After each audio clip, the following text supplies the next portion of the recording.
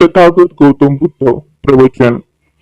वनवनात असताना सारीपुत्त आपल्या ब्राह्मण मामाजवळ गेले आणि त्याने काही पुण्यकर्म करता की नाही असे विचारले.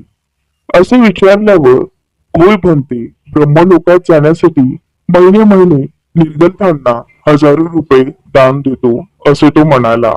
हे ऐकून मुद्दाहून त्याला कळावे म्हणून ब्रह्मलोकात जाण्याचा मार्ग विचारण्यासाठी सारीपुत्तांनी त्याला भगवंताजवळ नेले.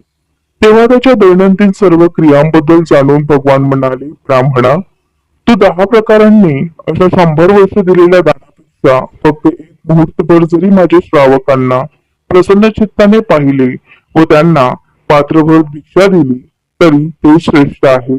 असे म्हणून उपदेश केला की जो महिने महिने 100 वर्षापर्यंत हजारो रुपयांनी यजन करतो, परंतु त्याने जर त्यापेक्षा परिशुद्ध मनाच्या एका सत्पुरुषाला फक्त एक घटकाभर मुहूर्तभर जरी पुजले तरी तो 100 वर्षाच्या हवनापेक्षा त्यापेक्षा परिशुद्ध मनाच्या सत्पुरुषांची पूजाच श्रेष्ठ आहे. तसेच ब्रह्मलोकात जाण्यासाठी सारीपुत्रांचा भाचा सुद्धा पशूंचा बळी देत असे व अग्निहोत्र कर्मकांड करीत असे.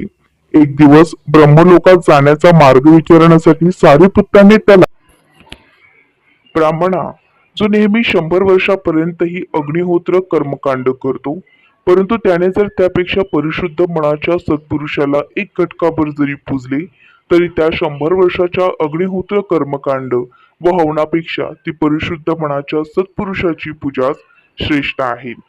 ब्रह्मलोकात जाण्यासाठी वारंवार यज्ञ होम हवन करणाऱ्या सारीपुत्त्याच्या एका मित्राला तथागत म्हणाले, ब्राह्मणा, वर्षभर यज्ञ करून सांसारिक मनुष्याला दिलेले दान हे सर्व काही माझ्या श्रावकाला जर प्रसन्न चित्ताने वंदन केल्यास त्यापासून लाभलेल्या पुण्याच्या 4थ्या भागाच्याही बरोबर नाही.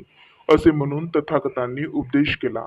पुण्याची अपेक्षा करणाऱ्याने जर वर्षभर यज्ञ होम हवन कर्मकांड हे सर्व काही केले असेल तरी त्याच्यापासून मिळालेले फळ हे फक्त श्रावक व्यक्तींना केलेल्या वंदनापासून मिळणाऱ्या फळांच्या परिणामांच्या 4थ्या भागांचाही बरोबर नाही.